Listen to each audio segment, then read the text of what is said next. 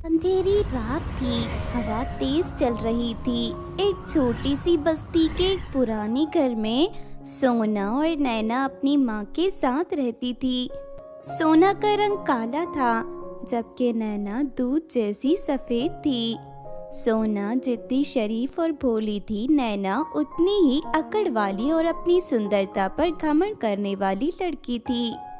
नैना सोना के साथ हमेशा दुर्व्यवहार करती थी।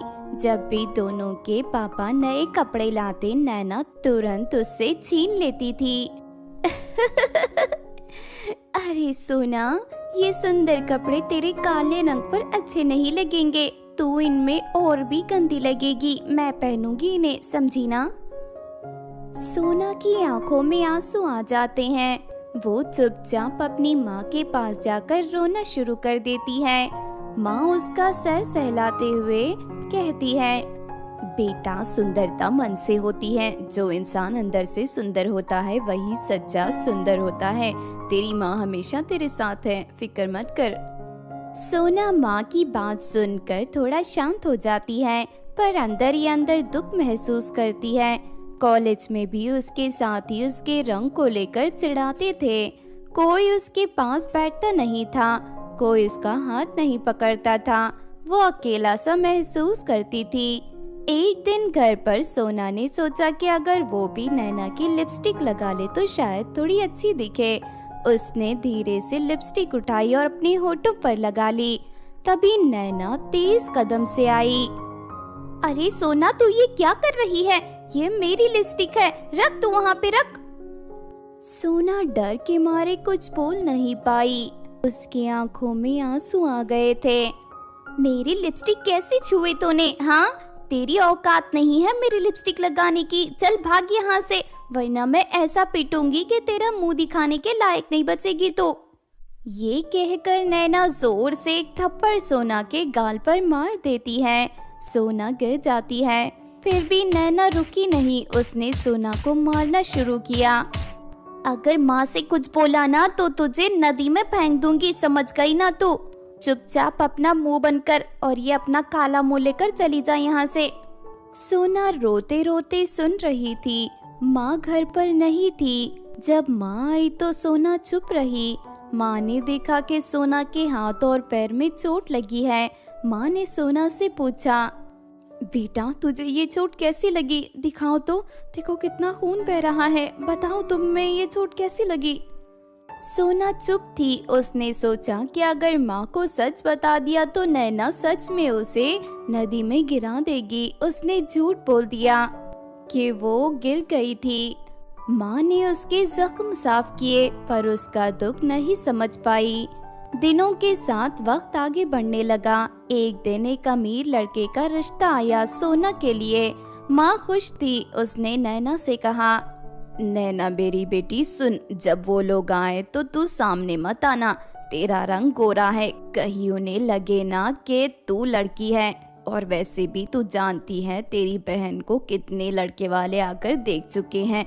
ये हमारे पास अच्छा मौका है, समझ गई ना तू मेरी बच्ची? नैना ने अपनी माँ की बात सुनी, पर मन में गुस्सा भर गया। जब लड़का अपनी माँ के साथ घर आया तभी माँ ने सोना को बुलाया, लेकिन जैसे ही उन्होंने देखा, लड़के की माँ तुरंत बोल उठी, अरे अरे, ये तो काली है।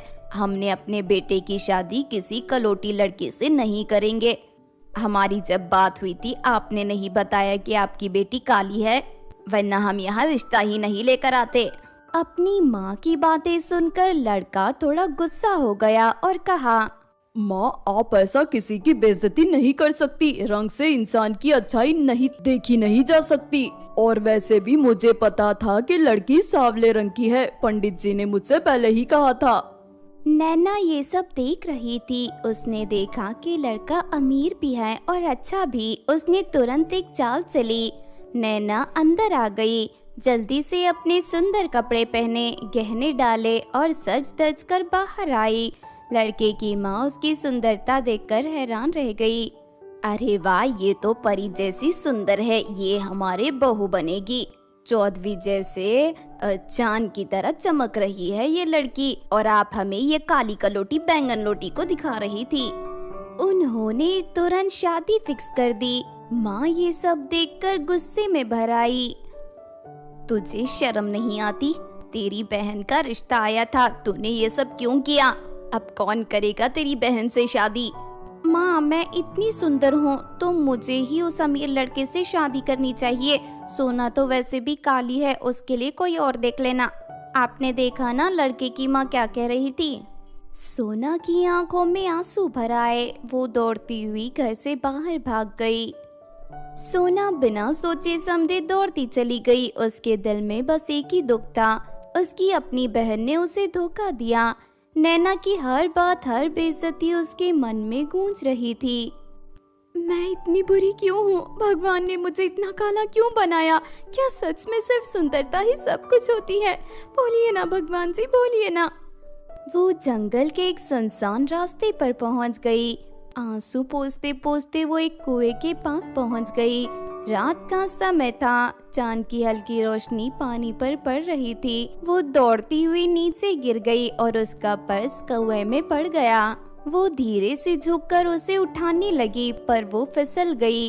उसका हाथ कुएं के अंदर लटक रहा था। उसने अपने आप को संभाला पर तब तक उसका पर्स पानी में गिर चुका था और अंदर चला गया था। अरे नहीं, ये पर्स तो मुझे माँ ने दिया था। अब मैं क्या करूं? इसे कैसे उठाऊं? वो अपने पर्स को पानी से निकालने का प्रयास कर रही थी। तभी पानी में से एक अजीब सी लहर उठी। धीरे धीरे कुएं से एक रोशनी निकलने लगी और एक सुंदर परी सामने आई। सुंदरता सिर्फ रूप से नहीं होती, मन से भी होती है। बेटा, क्या ये तुम्हारी पर्स है? क्या यही पर्स है जो पानी में गिर गई थी तुम्हारी? परी के हाथ में एक सोने का चमकदार पर्स था। सोना हैरान थी। उसने मना कर दिया और कहा कि ये उसका पर्स नहीं है। नहीं नहीं परी जी, ये मेरा पर्स नहीं है, ये तो सोने का है। मेरा तो एक मामूली सा पर्स था जो मेरी माँ ने मुझे दिया था। फिर परी अंदर गई और उसने एक चांदी का पर्स लेकर ऊपर आई। बेटा, क्या ये पर्स तुम्हारा है? क्या ये वही पर्स है जो पानी में गिर गया था? सोना ने फिर से मना कर दिया और ये कहा कि ये उसका पर्स नहीं है, उसका तो एक मामूली सा पर्स है। नहीं नहीं, ये भी मेरा पर्स नहीं है। बता रही हूँ ना, मेरा मामूली सा पर्स है, ये तो चांदी का है। तभी परी ने एक तीसरा पर्स निकाला जो सोना का असली पर्स था। वही उसका पर्स जो नीचे पानी में गिर गया था। बेटा, क्या यही है तुम्हारी पर्स जो पानी में गिर गई थी? सोना के चेहरे पर एक हल्की सी मुस्कान आई और उसने अपना पर्स परी से मांग लिया और उसका धन्यवाद किया। परी मुस्कुराई और कहा, बेटा, जो इंसान सच्चाई और ईमानदारी से जीते हैं उसे एक दिन वरदान मिलता है। तुझे भी एक वरदान मिलेगा। बता तू क्या चाहती है, क्योंकि तू ईमानदार है, लालची नहीं है। सोना एक पल के लिए सोचने लगी। उसके मन में बस एक ही इच्छा थी, सुंदर बनना। उसने झुककर कहा, मैं परी जी, मैं सुंदर बनना चाहती हूँ। इस दुनिया में लोग सुंदरता को ही महत्व देते हैं। परी ने अपने हाथ को हवा में घुमाया और एक चमकदार रोशनी सोना के ऊपर छोड़ दी। फिर उसने अपने लंबे हाथ बढ़ाए, सोना को बाहों में उठाया और कुएं के पानी में गहरी डुबकी लगाई। एक पल के लिए सब कुछ अंधेरा हो गया। जब सोना फिर से पानी के ऊपर आई, उसका पूरा शरीर चमक रहा था। उसका रंग दूध जैसा गोरा हो गया था। आंखें और भी गहरी और सुंदर हो गई थी। बाल रात की तरह काले और लंबे हो गए थे। उसका रूप एक परी जैसा लग रहा था। सोना अपने हाथ देखती है। ये सच है, मैं सुंदर हो गई। देखो तो मेरे हाथ कैसे चमक रहे हैं। आपका शुक्रिया परी जी, आपका शुक्रिया। बेटा, ये तो सिर्फ तेरा बाहर का रूप है। तू पहले भी सुंदर थी, बस दुनिया देख नहीं पाई। सोना ने परी का धन्यवाद किया और खुशी खुशी घर की तरफ भाग गई। सोना नए रूप में घर की तरफ दौड़ रही थी। उसका मन एक अजीब सी खुशी और उत्साह से भर गया था। उसने अपनी जिंदगी में पहली बार इतना हल्का महसूस किया। उसका रूप नया सिर्फ उसके शरीर तक सीमित नहीं था, उसके अंदर एक नया विश्वास का जन्म हुआ था। अब वो दुनिया का सामना करने के लिए तैयार थी। जैसे ही वो अपनी बस्ती में पहुंची, सब लोग उसकी तरफ देखने लगे। कोई उसे पहचान नहीं पा रहा था। छोटी बच्चियां उसकी सुंदरता देखकर एक दूसरे से बातें करने लगी। औरतें उसकी तरफ हैरानी से देख रही थी। अरे ये कौन है? ये तो किसी राजा की बेटी जैसी लग रही है, बिल्कुल राजकुमारी की तरह। हाँ, लेकिन इसके कपड़े तो बिल्कुल सोना जैसे लग रहे हैं। ऐसे कपड़े तो सोना पहनती है ना? अरे नहीं, सोना तो काली थी। ये तो कोई और होगी। देखो तो कितनी सुंदर है, और देखो उसकी बदन से कैसी चमकदार रोशनी निकल रही है। सोना चुपचाप घर की तरफ बढ़ गई। जैसे ही उसने दरवाजा खोला, उसकी माँ और नैना उसे देखकर दंग रह गए। ये कौन है? माँ, आप मुझे पहचान नहीं पाई? मैं हूँ आपकी बेटी सोना। माँ के हाथों से कांच का बर्तन नीचे गिर गया। उसकी आंखों में आंसू का दरिया उमड़ पड़ा। सोना मेरी बच्ची, ये कैसे हो गया? तू इतनी सुंदर कैसे हो गई? मेरी बच्ची कैसे हो गई? सोना माँ के गले लग गई। माँ की आंखों से बहते आंसू में हर दुख पिघल रहा था जो उन्होंने सालों से देखा था। लेकिन नैना का गुस्सा उसके पिघलते आंसू से भी बढ़ रहा था। नैना अपनी बहन को जलन भरी नजरों से देख रही थी। ये तो जादू है, ये कैसे हो सकता है? तू एक ही दिन में इतनी सुंदर कैसे हो गई? कोई ना कोई राज है, मुझे बता, चल जल्दी बता। सोना ने अपनी बहन की तरफ देखा। आज पहली बार उसके चेहरे पर नैना के शब्दों का दुख नहीं था।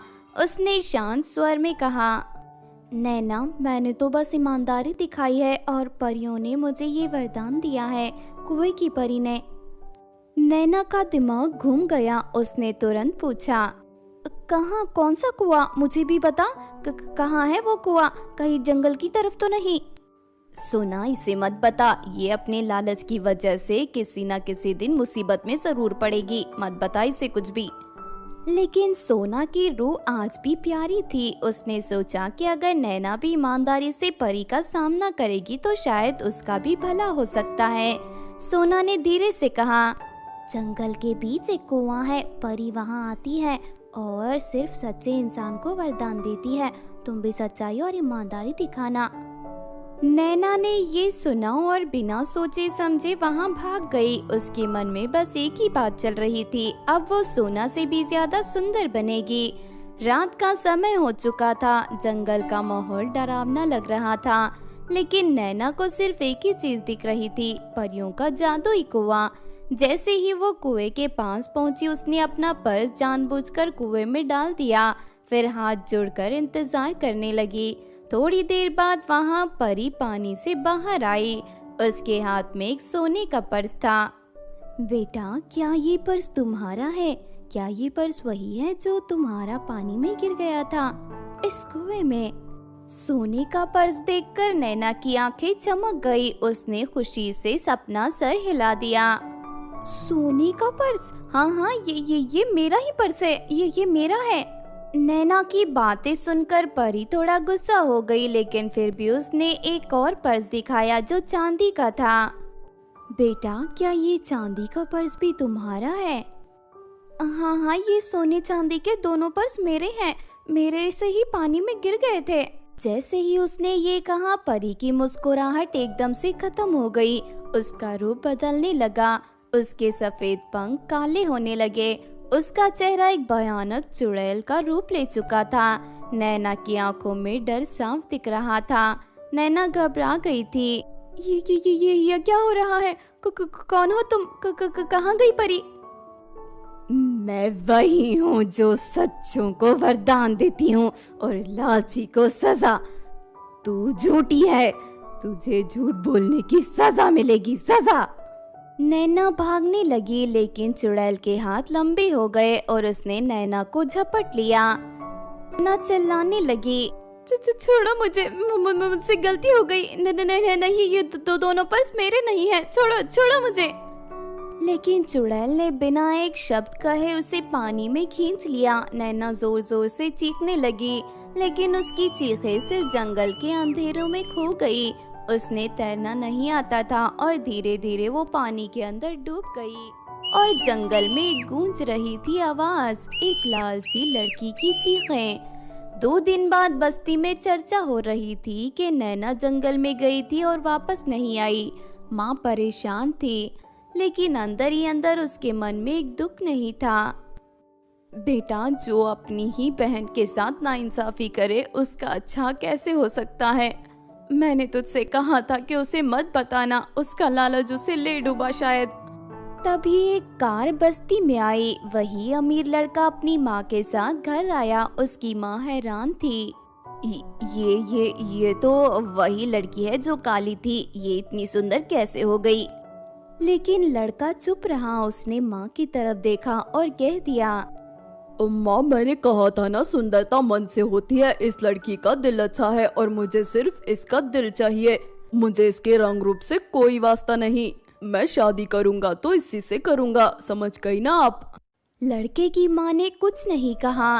लड़का सोना की तरफ देखकर कहने लगा, मुझे नहीं पता कि तुम फिर से गोरी कैसे हो गई। मुझे तुम्हारा काला रंग भी पसंद था। क्या तुम मुझसे शादी करोगी? मैं तुम्हें हमेशा खुश रखूंगा। मैं तुम्हारे रंग रूप को नहीं देखूंगा। सोना की आंखों में आंसू आ गए। पहली बार किसी ने उसे सिर्फ रूप से नहीं बल्कि उसके मन से देखा था। सोना ने अपनी माँ की तरफ देखा और हाँ में सर हिला दिया। हाँ, मैं तैयार हूँ आपसे शादी करने के लिए।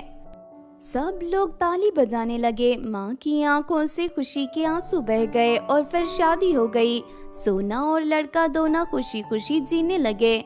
सोना ने समझ लिया कि सुंदरता सिर्फ बाहर की नहीं होती, अंदर की भी होती है, और जो अंदर से सुंदर होते हैं उनका जीवन सच में सुंदर होता है।